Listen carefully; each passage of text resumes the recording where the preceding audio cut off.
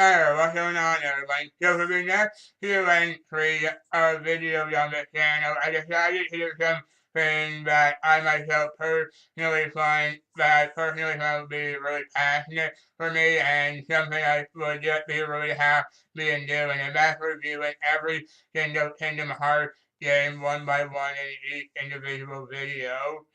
And for me, that would just be really special for me because personally, Kingdom Hearts for me has always sort of been like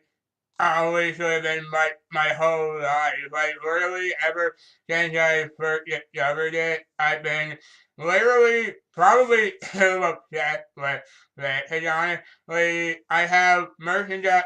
Literally, I played every single game literally ever since the beginning. Okay, maybe not, but yeah, since the beginning, and I have so much merchandise for it, whether it be uh the game from to manga to graphic to light novel to poetry to teaching to cosplay to actual replicas of weapons. Literally, my entire life pretty much revolved around Kingdom Hearts. I'm just literally like okay, this might be a broad statement, but personally, I find myself to be like one of the biggest fans of it ever because it's literally impacted my life so much. And so to commemorate the new Kingdom Hearts 3 coming out January next year, I decided to review every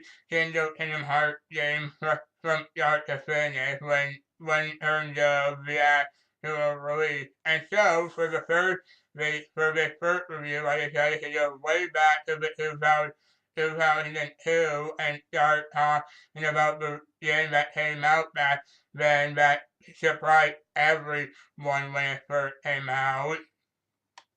And so starting us off is the game that again came out in 2002 was a ginormous surprise when it first came out. I actually kind of remember, obviously I don't remember back then what people thought of it, but I do remember like even just like online looking at how people back then were just kind of skeptical about this whole idea because it was gonna be like some kind of video game based off from a I wouldn't say Square Enix back then were unknown, just not the most known gaming company out there. I mean, I know they're not technically the biggest, they're not the most well known. I would say that's probably Nintendo, but this was a really big surprise to most people. Because think about it, this was a combination game of characters from Disney and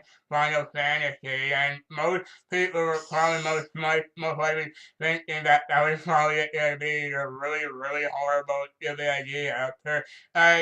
It just kind of sounds like a silly idea to most people, but thankfully it surprised so many people with just how amazing it was. And even now, like personally, I do think the first actual Kingdom Hearts game really does hold up really, really, really well personally. So further, the game opens with a really cool and amazing title sequence with the song Simple and Clean, showing a sort of boy falling from the sky a bunch of times with some friends of his, and the actual opening itself is awesome. It's a really great song and really cool visuals, and then it shows the boy named Sora who at this part is just sort of fighting these little black creatures, and then it properly opens up with him, the fit boy named Sora, who just sort of laying on a beach on an island, and it shows that that part was just kind of a dream, like he was just sort of sleeping, and he was just sort of dreaming that part, and then it shows that he's on an island with his friends Kyrie and Riku, who are together building a raft to try to get off the island and explore the world. And like explore other worlds outside of their own because they're really curious to know what's out there. And then elsewhere in a place called Disney Castle, the Disney character Donald Duck should find her left to them by letting him and his friend of the castle from their kid Mickey, who had just sort of gone off and had interrupted him and the other actor Goofy, who just sort of a knight in their castle, and Donald is sort of a magician who go off and try to find the person who may have something called the key, but they just don't know what that is yet. And then one night when Sora, Riku, and Tyree are just about to go out and on their route to explore the world, a tremendous storm-like thing affects their island, and then it sort of shuts the three of them away. But it shows that but before that happened, Sora actually acquired a weapon called Keyblade, and the Keyblade is really like a humongous key that he's able to hold and fight off these black creatures that are called Heartless. So then, as soon as he gets separated from his island, he ends up in a place called Traverse Town, where he actually meets some Final Fantasy characters like Leon and Yuffie and Sid. And so there, he discovers what the Keyblade is, what the Heartless are, and he even meets up with the characters Donald and Goofy, who agree to let him come with them because they sort of need his help with trying to find their kid. But also, like, and Sora agreed to go along with them to help him find his friend Riku and Tyree. But along the way, they discover new things, like they go to different Disney World, like Disney movies in the different worlds, like Tarzan, Alice in Wonderland, Hercules, Peter Pan, Pinocchio, and The Nightmare Before Christmas.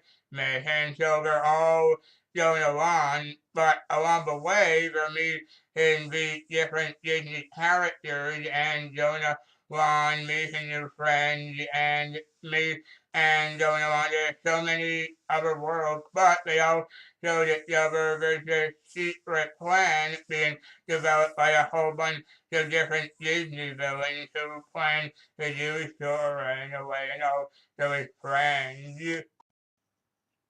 So firstly, I just want to talk about the actual combat of the game and the overall gameplay. The combat in the game, I certainly feel very extremely creative, and I especially find it creative for back then, like the way it felt very unique in a way, and not only just the actual combat, but the overall structure of the game of what you have to do or what you can do with Sora throughout the whole game, like looking around, looking for various treasure chests, trying to find different items, and even just being able to like synthesize things, like or maybe not, yeah, like synthesize and also find various weapons and various items that you can use throughout the whole game.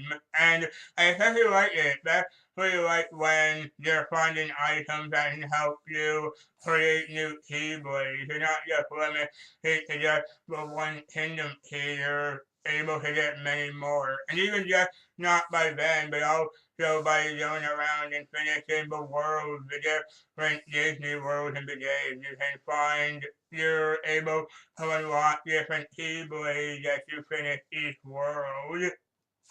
And that's very cool. And also, something that I find really cool is just the way the whole game looks like whenever you're going to the different Disney world. Just the way it acts, all the world feels just like the movies. They feel like this is what the actual place would look like if you were actually in the movie. That's something that I feel Kingdom Hearts does so well. Actually capture the spirit of all the different new movies that it depicts inside this world, and it's really cool to do that, and it's cool to see other features in the game as well, like the different summons, like when you're able to summon different Disney characters to help assist you, like Simba, Jumbo, Bambi, Moose, Tinkerbell, Genie, all those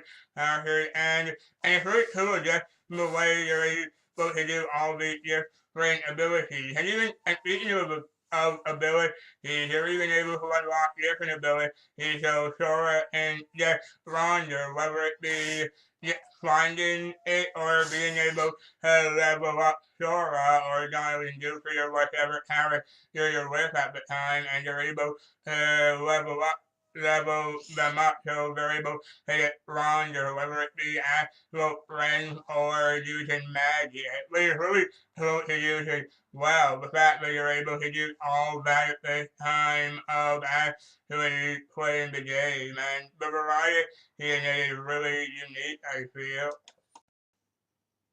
So now it's down to get down to what really makes the game series so amazing and perfect in my opinion. But yeah, the story and the characters. I hear like the entire like humongous story of not just this game, but also just the entire game and franchise itself is so incredible to me. Like it's super creative, super fun, and at point, okay, yeah, if you were just talking about the game series itself, yes, some people might find the story to be kind of hard to follow, but personally, as a humongous fan, as a person who played all these games a million times, I find it extremely easy to follow. I say personally, if you were to ask a person and they might say it's kind of hard to follow, kind of hard to explain what the story is. Personally, I just think it's like you just ask someone and it wouldn't really be hard to explain. It would just take a really long time to explain. But if you were to talk about this first game itself, the story is really easy to follow and you can understand it perfectly. I mean, it's not hard to follow at all. Just not only that, but also like the actual structure, like how you go to different worlds and you get to find out more about the story of characters themselves. Like as you're Sora and you're just looking around the different Disney World helping out, but you're also trying to find Rico and Kyrie because that's his main objective throughout the whole game, and you really do feel for it. Speaking of the characters, the characters just in the series alone, personally, I feel are the greatest characters to be ever created in anything. That might sound like a bit far-fetched to some people, but personally, I just find every single character in the series is just so likable and so lovable and so fun a lot of the time, and so entertaining. And really, the main character Sora, personally, I find to be the greatest character to ever be created in anything. Like, out of every character I've ever seen in anything, he's personally my most favorite character of all time. Not just him, but also other characters I really like. I really like it. Well, Kyrie, Riku, and even all the other characters, and even the cast in this is amazing in my opinion. Like Haley Alive, Minnesota, Hayden Pennington, and Kyrie, David Gallagher, and Riku. I mean, really, come on. I personally think all the cast members are perfect, and even just the smaller roles in the supporting characters, every single cast member I personally think does an amazing job with the character they're given. And something I really love in these games is I love how even though Square Enix is actually the one who is making these games, they perfectly understand all the characters, like all the different Disney characters and Disney characters and Final Fantasy. Obviously, they're the ones who created Final Fantasy, but even just the Disney characters, they perfectly understand all the characters throughout the whole series, and you never feel like the characters feel out of character. You feel like, yeah, that's exactly how I remember them to be in the game. The way they act, the way they talk, the way they, just their personality. You can feel like, yeah, that's exactly the way they were in the movie. And yeah, and really, there's just so many amazing moments in just this first game alone. Like, probably my two favorite parts in the whole series are just in this one game alone. Like the whole scene where Sora gives his big speech about friendship. Personally, that's my favorite moment of the whole series, and it really inspired me about friendship in real life. And not just that, but also the other scene later on in the game where he sacrifices himself to save Kyrie. But yeah, you can definitely feel something there, and I find that really amazing that they were actually able to do that. Actually make it kind of look like the main character was gonna die at some point, which is really a really big risk in my opinion. But personally, I think they pulled it off perfectly.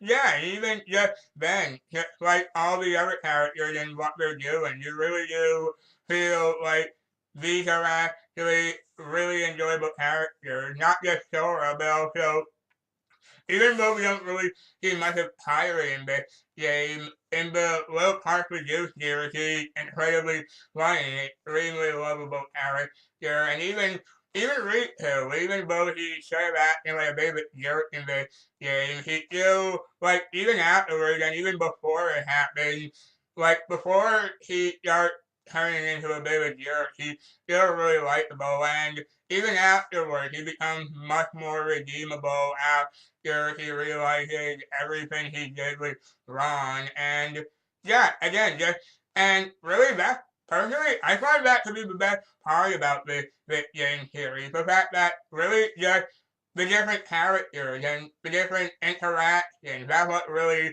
carries the franchise for me. The different interactions between the Disney characters and these new created characters like Sora. Really, that's what really makes the series in my opinion, if you know what I mean.